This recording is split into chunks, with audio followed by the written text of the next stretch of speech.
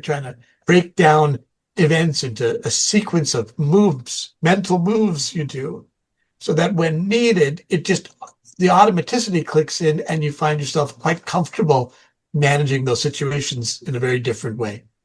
Change how you think, you change how you feel.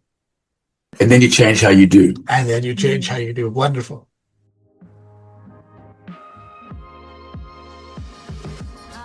Welcome to the Leadership Initiative, where we explore the art and science of leadership through thought-provoking conversations with experts, thought leaders, and change makers. Whether you're a seasoned leader or just starting out on your leadership journey, this podcast is designed to provide you with the tools and inspiration you need to lead with purpose and make a meaningful difference. Hello and welcome to the Fisher Leadership Initiative podcast.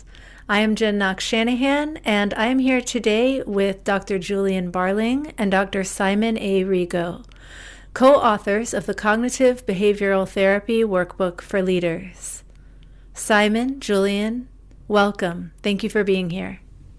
Yeah, well, thank you for having us on. It's a real pleasure to join you. And I'm Simon Rego. I'm Chief of Psychology at Montefiore Medical Center, which is a health system in the Bronx, New York, and at the affiliated medical school, which is Albert Einstein College of Medicine.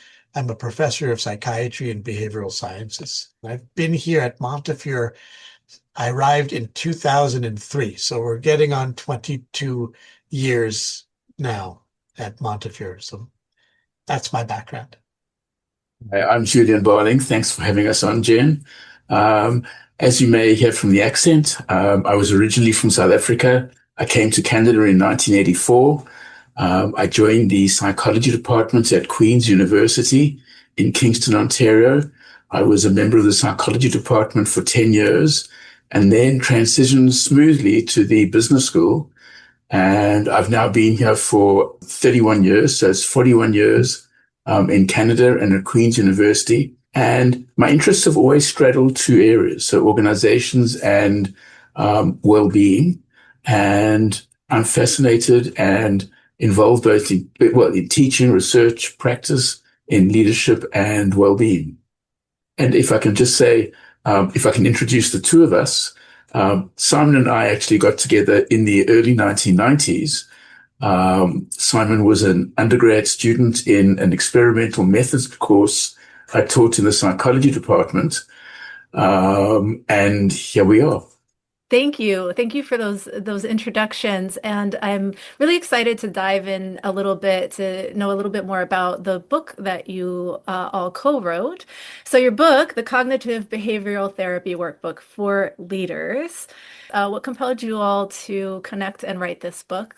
Julian, you want to start? Sure. So I think that the backstory, if you will, actually starts with our relationship. We got together again several years after Simon left Queen's University, did his grad studies, became a clinical psychologist.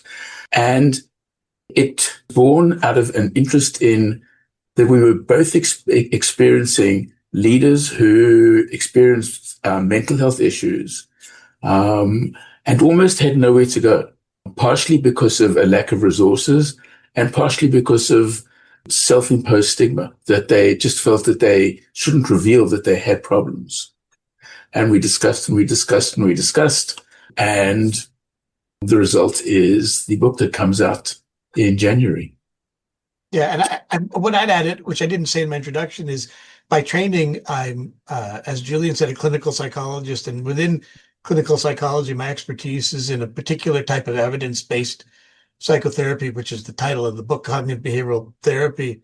So in the decades I've been here, I've worked with patients from the community in the Bronx, but also internally. Part of the work we do is to help treat some of our physicians in the hospitals, many of whom are in leadership positions in different departments. And I think what Julie and I talked about, which was one of the eye-openers that set the frame for the book, is that leaders have the same struggles as everyone else. The human component is where we all have similar struggles in life. And the pandemic that was 5 years ago now really had a strong impact here in the Bronx. For a while, we were the epicenter of the global pandemic, and that put a tremendous amount of strain on our physicians and our leadership. How do you navigate through a pandemic in this era? And so I think that got Julie and I talking as well about, well, these disorders that you see in everybody else are the same disorders that leaders have to struggle with the extra burdens that Julian said about stereotypes and misperceptions and myths about how leaders operate. And just to emphasize that last bit, it's leaders are people too. As Simon and I love to say that. And then because of their leadership roles, there are certain privileges that they undoubtedly get, but there are also unique pressures that they experience. Absolutely. Do you mind speaking a little bit to those privileges and unique challenges? So on the one hand, if we look at the privileges, perhaps one of the greatest privileges is the status that leaders hold. And as they ascend the organizational hierarchy, they get, what does status give us? Status gives us more resources. So as they ascend the organizational hierarchy, they get more and more resources. But as they ascend the organizational hierarchy, they experience more and more pressures. And then different organizations have different types of pressures and so forth. So leadership can really be a double-edged sword. If we look at the privileges, just to go back, leaders generally experience greater job satisfaction, higher salaries, and so forth. So we really do see that they experience greater privileges. And I would add with leaders, like in a hospital system, but I suspect it's similar, and Julian could speak to this. I would use the word power. I mean, there's a lot of power that comes with a title, whatever your title is in your organization. And the other P in that double-edged sword is pressure. So with a lot of power often comes a lot of pressure, and not all, and the leaders being people, not all leaders are equipped with the skills to handle the privileges and the pressures that come with it being in that role. We're not all set up to hold all of that so well, and sometimes having a certain set of skills can really help people manage it better. Hopefully what we can get into is when we talk about the pressure, some of it, we should point out, only some of it is pressure from outside. So much of it is the pressure that comes from the inside. Yeah, absolutely. And when we think about the power and the pressure that comes with that power, what have you seen in terms of beliefs or mindsets that actually stunt leadership growth? I would like to use a question that we all ask each other. It's the age-old question about leadership, and that is leadership born or made? And, it's a fascinating conversation for a dinner party, but it actually has really important practical implications. And if we turn to the research of Carol Dweck on mindsets, I think it really gets interesting because when people believe that leadership is made, they start at a disadvantage. They start at the position where if they're struggling with leadership, they're going to get the mindset that they cannot change that. We see people who are sent by organizations for leadership development or training programs who come and one of the first questions we'll ask is, do you think leadership is born or made? Because we want to get to this. And I would say that the motivation to improve is typically lower amongst people who think that, frankly, there's not much they can do about this. So it's how we frame all of this for ourselves can be a very, very potent obstacle. And I think for me, it was in that born or made dialectic, if you will, is back to what we said in the beginning, which is leaders are still humans, and you're born with a certain gift from your genetic gift and biological gift from your ancestors that set you up to have certain vulnerabilities as a human that influence the way you operate later in life.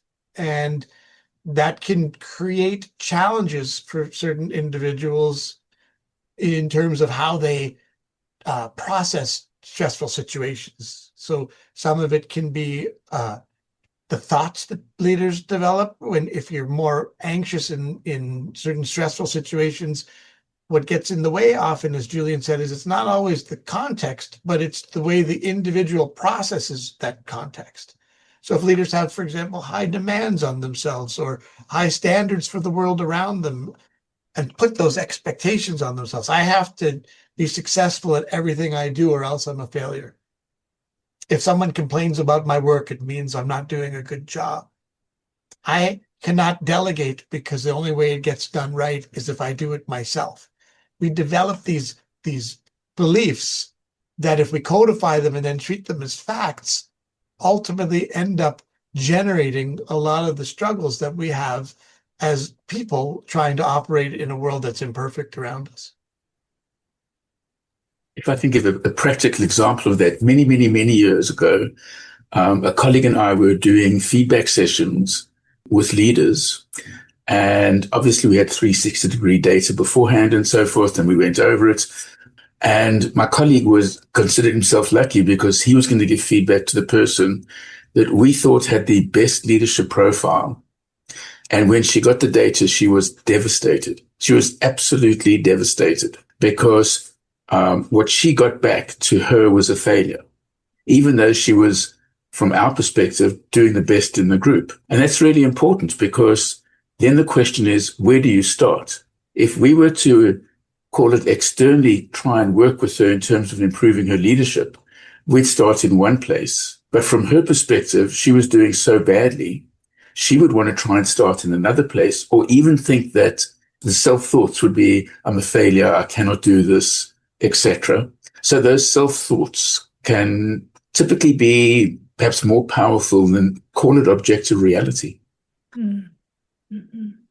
Are there things that you would recommend in terms of mental health behaviors that if you're in the fantastic position of getting ready to walk into a leadership role that you could establish before taking on that major leadership role?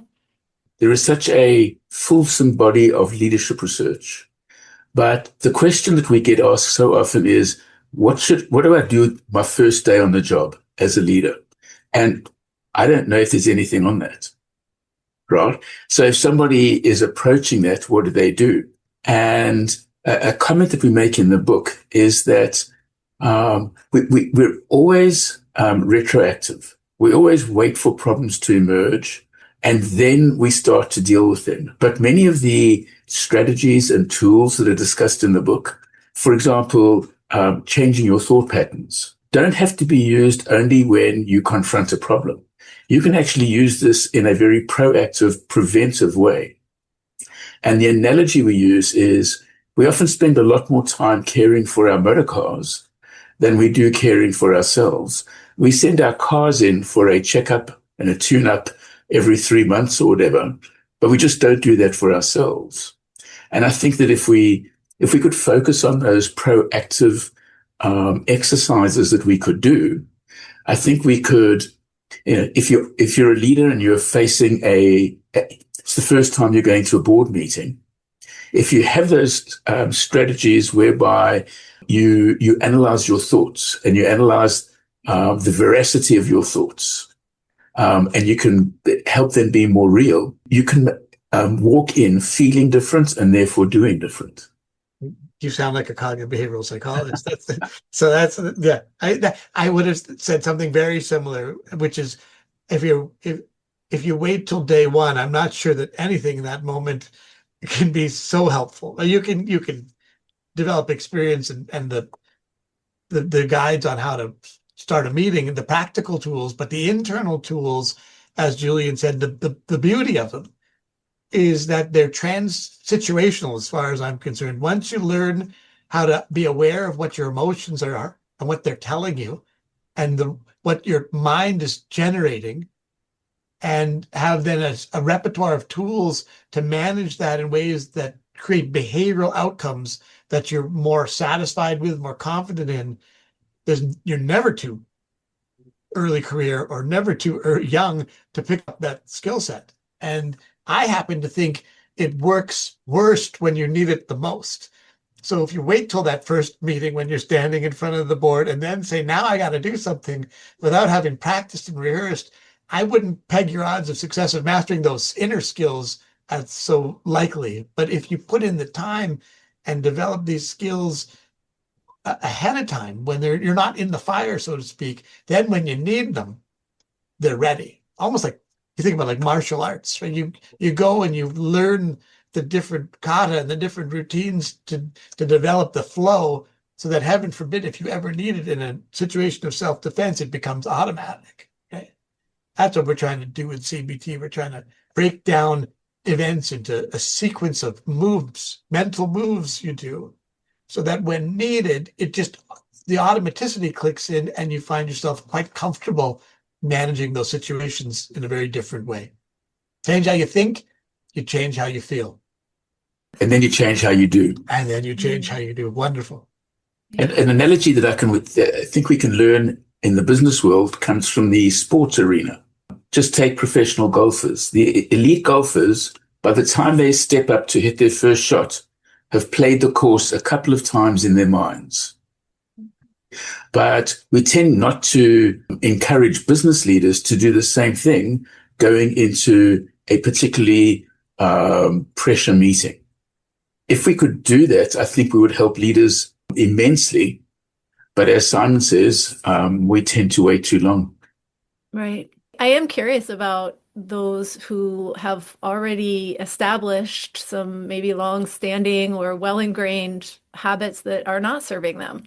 Can they be helped with the methods that you outline? And I guess what advice would you have? Cognitive behavioral therapy has a wealth of data to suggest that regardless of how long someone has struggled with something, regardless of its etiology, where it came from, whether it's biological, whether it's genetic, whether it emerged under certain developmental situations, whether it's been there for years, if you learn a set of skills and practice those set of skills that typically target the factors that perpetuate one's problems. Right? What starts a problem and what keeps it going are two very different factors often. So cognitive behavioral therapy often attacks what's maintaining someone's problems, what they think, how they feel, and what they're doing based on their learned history. So if you can learn a new repertoire of skills to capture what you're thinking and how you're feeling, what you're doing that have caused challenges, you can course correct regardless of how long-standing they've been. And the data is pretty clear there that I sometimes get people who are late in their career and they say, I wish I had done this 40 years ago because it could have been very different. And it doesn't have to take year to year, a 1-to-1 ratio to undo this stuff. It's pretty potent. If you are willing to commit to practicing, people can turn things around in quite a rapid manner. Go ahead. If I could just add to that, and I'm sure, based on our discussions, what we learned was in our own pretty separate silos, we both believe and practice the same things. When people come for leadership training, one of the biggest blocks often is that they think that to become more effective is going to require a massive amount of personality change or character change or whatever. When I think in truth, it's the smallest things that make the biggest difference in the long term.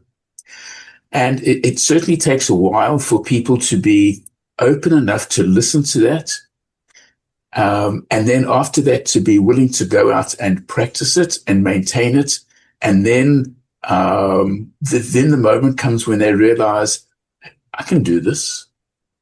And I think that is, for me, that's the definition of empowerment. When you've been struggling, when you've just not seen yourself be able to get through this obstacle, and then you suddenly get that wow moments of, I can do this. And I think that it's these small moments, and I'll let Simon talk about the like in analogy or equivalence in CBT. Yeah, I would have said the same thing. I would add that what it requires is a willingness to do things differently in small steps, as Julian said. Right? That none of this magic happens. No offense to me, but none of the magic happens in the room. I'm like a mountain guide. I can tell people how to get up a mountain and where the terrain gets rough, but ultimately someone has to be willing to walk the path of the mountain themselves. And if so, the biggest thing that gets in people's way is often what Julian said is they believe it's much bigger than it needs to be. They make it much more challenging than it needs to be. And half of what I do is try to encourage people to think about the smallest step necessary for today. And once you start taking those steps and build a momentum, it starts to build upon itself. And then you get those moments, as Julian said, when people say, aha, I'm not responding the way I used to respond, or I'm now feeling like more confident in my ability to do things. But it's often, it's like weight loss. If you think of it that way, there's nothing I'm going to do today that's going to get me on the scale tomorrow and see I wish, right?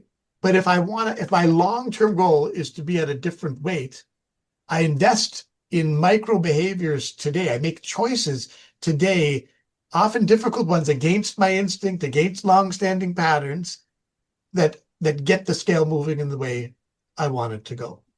Or for me, I'm a runner, and if I want to run a marathon, I am not going to be able to train to do a marathon tomorrow. There's nothing I'm going to do.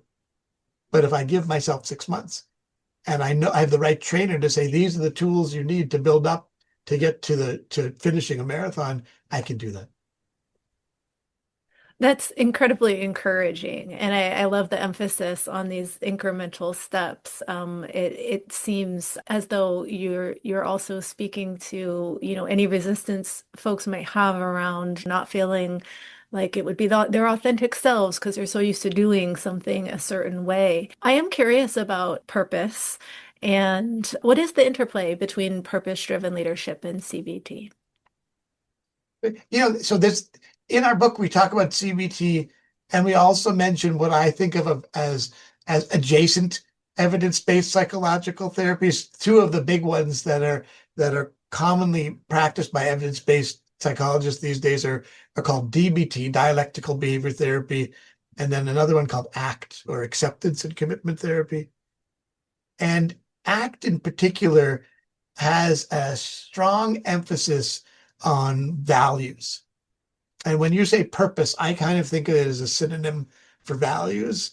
And one of the key concepts of ACT and values is first to do an important self-check of what are a values clarification exercise of some sort. Different than goals. It's the big aspirational beacons, the things that I get up and I strive for, and at the end of the day, I evaluate myself on. Goals are derivatives of values, potentially, but values are bigger, more abstract, the big bucket items that make me me, that give me purpose, right? And there's your purpose-driven life. So ACT helps people clarify values and then derive actions that would align with those values. Once I know what my values, family, my values, relationships, my values are fitness or fun or religion or community. Values could be success. My values could be achievement. Right? Once I know what those are and I've sorted them and I say, these are my priorities, and then I can start to think about how are my activities lining up with those. And if they're not, there's a lot of data to suggest that's when people feel a real internal struggle, like something feels awry because I'm engaging in activities that aren't actually aligning up with the things I value most. So in ACT, which is again a related cousin of CBT, in our book, we spend some time helping leaders clarify what their big values are, and then being sure to make sure that the actions they're engaging in and committing to line up with those values. If you do that, if you have committed action based on your values, I think you're having a purpose-driven approach in the work you do. If I can just show how that really fits into a leadership model, years ago, I probably would not have seen this, but I do now. And I think it's a wonderful lesson. So if you were focusing only in a leadership model values, purpose, etc., would definitely come into any discussion about ethical leadership. But we have chapters on workaholism and work-life balance. And in both of those chapters, for me, some of the most important learning points, the strategies, the tools, are about reestablishing your values, about coming closer to your values, because to a large extent, that's what escapes you in workaholism. We talk about work-life balance, work-family balance, and so forth. But I think the first thing you have to do is reconnect with what actually is important to you, and then start to make decisions. So if you found yourself trapped in a vicious cycle of coming home late every evening, missing dinner with your family and so forth, and you can establish for yourself that, well, I always say that, family is value number one or whatever. Now, in terms of small steps, don't say I'm going to get home for dinner every single night. You're not. You're setting yourself up for failure, so you'll stop. But maybe if you really believe that values are, in a sense, what drives you, family is what drives you, just start off with, I'm going to get home one night a week. And when you see, in a sense, when you see your change reflected in other people, they're happy to see you home. That's what's going to sustain you. So instead of people at work thinking you're so dedicated and so forth, you're going to get a bunch of different maintenance factors that will help you realize, hang on, maybe I want to do this 2 nights a week. But the first thing is you have to know, in a big existential sense, you have to know who you are. You have to first reconnect with your values. Yeah, and I would add to that, values don't always play so well together. And you're allowed to value both career and work and family and friends. And I think sometimes that's what causes the discomfort, internal discomfort, where it's seen as a lose-lose situation. If I'm spending time at work, I'm not spending it with my family. If I'm spending time with my family, I'm behind on the things I need to do at work. And when you're clear that there's a place for both, and then can be judicious, as Julian said, about, well, how do you, knowing they're both high values, assuming they're both high values for you, how do you negotiate internally a sense of how to keep them both present and drop deposits into both in a way that fits? If you don't do that, you end up, I think, feeling a lot of the weight and the struggles. If you can do that, you can turn lose-lose into win-win. You just have to prepare your mind for the gymnastics it needs to do when you're investing in one and cannot, by definition, invest in the other. If you're not careful, it starts to create a script for you about why you're missing out rather than enjoying and really indulging in the one that's there. They're both allowed to be there. Maybe there's 4, 5, but there'll be times when you have to prioritize. And you get to make those decisions. Only you. Okay, that brings us to the end of part 1 of our conversation with Dr. Julian Barling and Dr. Simon Rego. We spent this session looking inward, exploring how the principles of cognitive behavioral therapy and our personal values form the essential foundation of leadership. But how do you take those internal tools and apply them to the rapidly changing world around us? In part 2, we're shifting gears to focus on the external. We'll dive into how to lead through major transitions, the secrets to managing hybrid teams, and how to navigate the future of work in the age of AI. You won't want to miss it.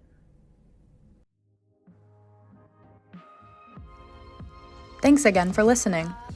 This podcast is presented by the Max M. Fisher College of Business at The Ohio State University.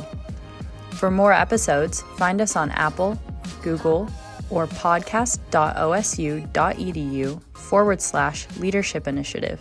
See you next time.